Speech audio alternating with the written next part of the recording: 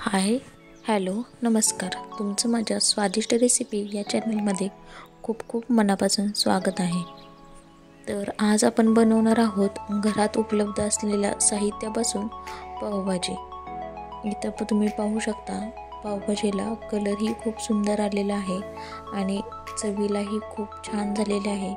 पावभाजी बनवताना माझ्याकडे काही वाटाणे नव्हते, त्यामुळे मी आज बिना वाटाण्याचीच पावभाजी बनवली आहे. तरी पण ती खूप सुंदर झालेली आहे. चव एकदम विकतच्या पावभाजीपेक्षा सुद्धा सुंदर लागत आहे. तर तुम्ही अशा प्रकारची नक्की ट्राय करून बघा.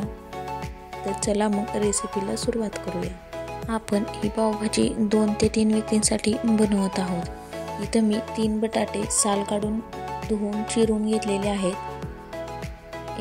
एक मूठ फ्लावर बारीक कट करून घेतलेला आहे आणि इथे मी 2 सिमला मिर्च बारीक चिरून स्वच्छ धुवून घेतलेले आहेत. आता हे सर्व मी एकत्र मिक्सरला एक शिट्टी करून घेणार आहे. त्याच्यामध्ये 1 ग्लास पाणी घालत आहे आणि चवीपुरतं थोडंसं मीठ टाकायचं. त्यामुळे भाज्या आपल्या चवीला खूप सुंदर लागतात. भाज्यांमध्ये मीठ उतरलं की त्याला खूप सुंदर चव येते. त्यामुळे अगदी आपण थोडंसं चवीपुरतं मीठ टाकून या कुकरला आपण 1 ते 2 शिट्टी करून घेणार आहोत, म्हणजे त्या छान शिजतील. तोपर्यंत इथे मी कांदा, टोमॅटो आणि सिमला मिर्च बारीक चिरून घेत आहे. 2 मीडियम साईजचे कांदे घेतलेले आहेत. 1 मीडियम साईजचं टोमॅटो घेतलेले आहे आणि इथे मी 2 ढोबळी मिरची म्हणजे सिमला मिरची घेतलेली आहे.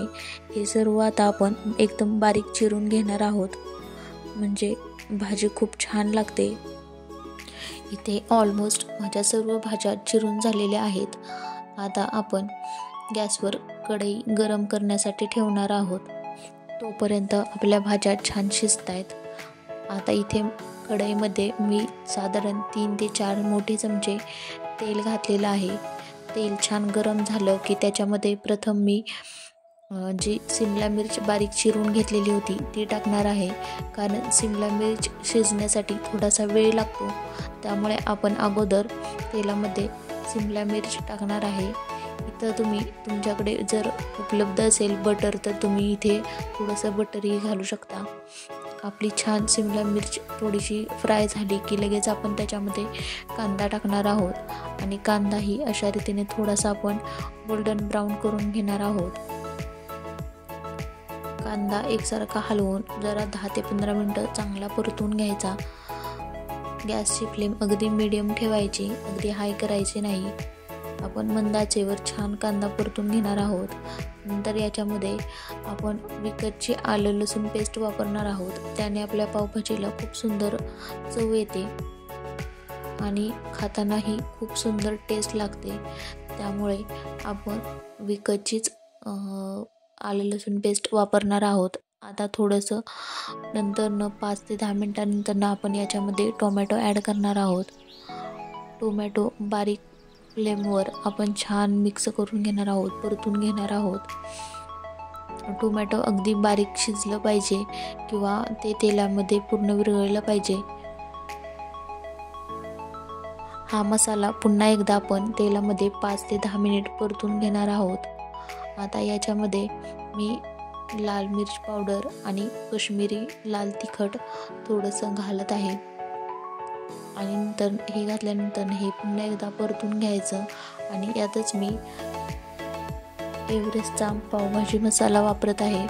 पूर्ण पावभाजी मी मसाला यामध्ये टाकला नाही. साधारण 1 चमचा मी याच्यामध्ये मसाला टाकला आहे. तुम्ही पाहू शकता इथं मी काश्मीरी तिखट वापरल्यामुळे आपल्या भाजीला कलर किती सुंदर आलेला आहे. हे छान 2 ते 3 मिनिट छान परतून घ्यायचं. जास्त परतायचं नाही, नाहीतर जे आपण मसाले टाकले होते ते तेलामध्ये करपतील. आता इथं पाहू शकता तुम्ही, तोपर्यंत भाज्याही आपल्या छान शिजल्या आहेत. यातील अर्ध्या भाज्या मी मिक्सरच्या भांड्यामध्ये काढून घेऊन त्या छान बारीक करून घेणार आहे.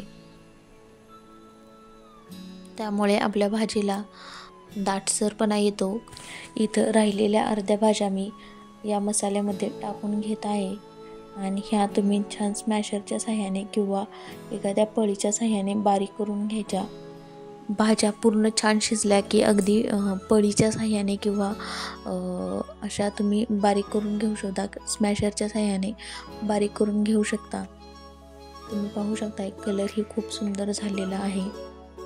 आणि आता याच्यामध्ये आपण जी भाजी अर्धी मिक्सरला बारीक केलेली होती, आता तीही आपण याच्यामध्ये ॲड करणार आहोत.